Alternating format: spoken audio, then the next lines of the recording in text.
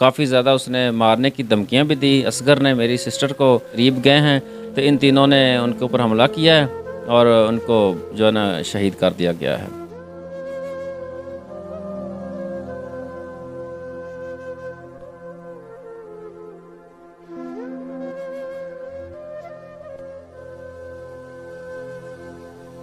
अस्सलाम वालेकुम नाजरीन, 42 HDTV के साथ मैं हूं आपका मेज़बान मलक खुरम शहजाद। नाजरीन, थाना खुडियाँ के नवाही इलाका चरकवाला में एक ऐसा अफसोसनाक वाक़या पेश आता है जहां पर 5 बच्चों के वालिद को बड़ी बेदर्दी के साथ कत्ल कर दिया जाता है। कत्ल करने वाले मुलज़मान कौन हैं, ये सारा माजरा क्या है, कैसे पेश आया। मेरे साथ इस वक्त मकतूल के भाई नज़ीर मौजूद हैं, उनसे सारी और इनसे जानेंगे कि इन शफाक दरिंदों ने इनके भाई को क्यों बेदर्दी के साथ कत्ल कर दिया। अस्सलाम वालेकुम।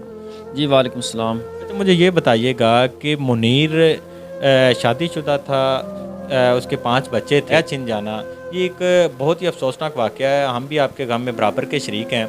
और ये शफाक मुलज़मान कौन थे जिन्होंने बड़ी बेदर्दी के साथ आपके भाई को कत्ल किया? हाँ जी, ये जो कातिल हैं ये हमारे सगे ताया के बेटे थे और ये अफजल और अख्तर और असलम ये इस गेम में मुलव्वस हैं और इन्होंने कत्ल किया है।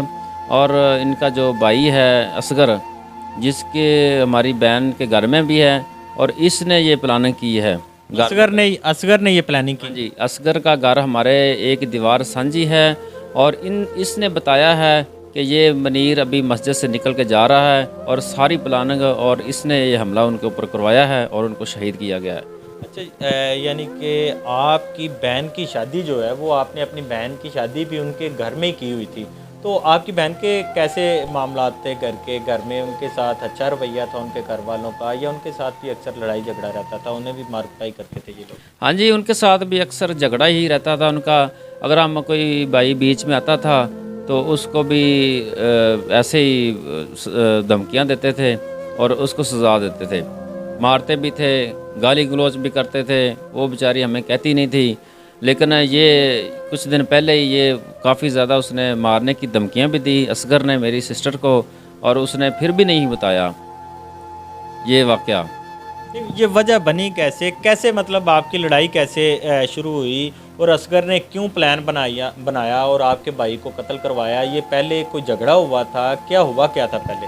बस झगड़ा तो कोई नहीं, बस यही कि ये और इसका जो अफजल है ये बार बार गालियाँ गलौच मेरी वालदा को देता था।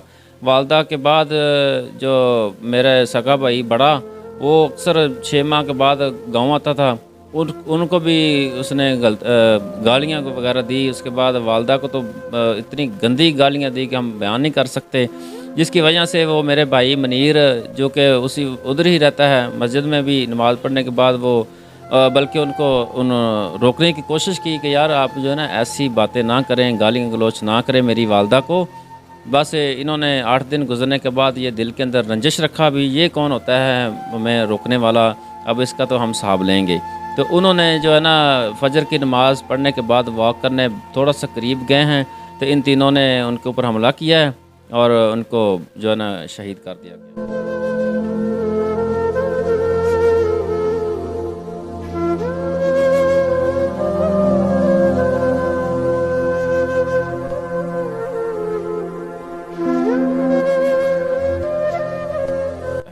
और बेदर्दी से उनको जो है ना शहीद किया गया है। मुझे ये बताइएगा कि आपके भाई को जब उन्होंने कत्ल किया वो उन शफाक दरिंदों ने, तो आप में से कोई उस वक़्त वहाँ पर मौके पे मौजूद था? जी नहीं, हम कोई भाई भी नहीं था, हम तो लाहौर से उस सुनने के बाद ही पहुँचे हैं, ठीक है। उसके पहले कोई हमें इल्म भी नहीं था कि ये हमारे साथ ऐसा गुनाह हरकत करेंगे या इस भाई को कत्ल करेंगे, हमें किसी का पता ही नहीं था। हम तो बस ये सोचते थे कि ये हमारे भाई हैं, हम इनको ये समझता थे। लेकिन इन्होंने हमारे साथ जो किया है, अब इनके बच्चे हैं छोटे छोटे, ये हमारा घर छिन गया है, हम किसी मंडी डोलन वहाँ पे बैठे हैं छुप के आकर। मुलजमान अभी भी गिरफ्तार नहीं हुए, पुलिस की गिरफ्त से बाहर हैं? जी, मुलजमान फिर रहे हैं और हमें धमकियां दे रहे हैं, और धमकियों की वजह से हम जो है ना अपना घर छोड़ दिया है और हम इस दूसरे इलाके में कस्बे में आकर छुप के बैठे हैं।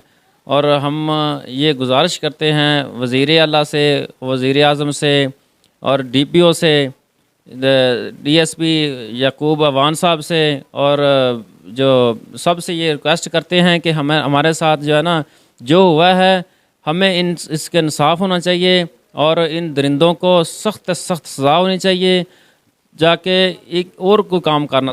पुलिस का अभी तक कैसा रवैया आपके साथ? जब वो दोबारा उन्होंने धमकियां दी, आपने पुलिस के साथ दोबारा रब्ता किया?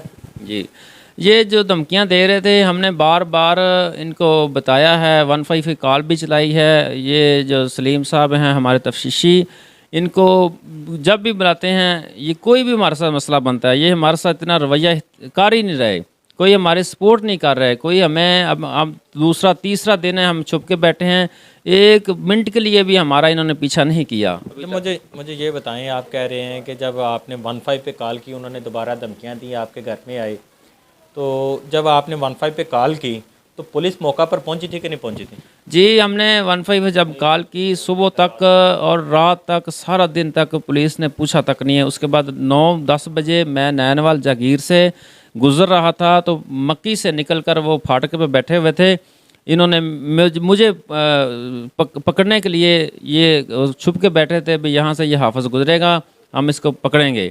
और उसके साथ ही मैंने उनको देख लिया, मैंने अपनी जैकेट से ऐसे मुंह लपेट लिया और साथ वाले गांव में शोर कर दिया, और सब गांव ने उनको देखा और ये उधर से भी गायब हो गए।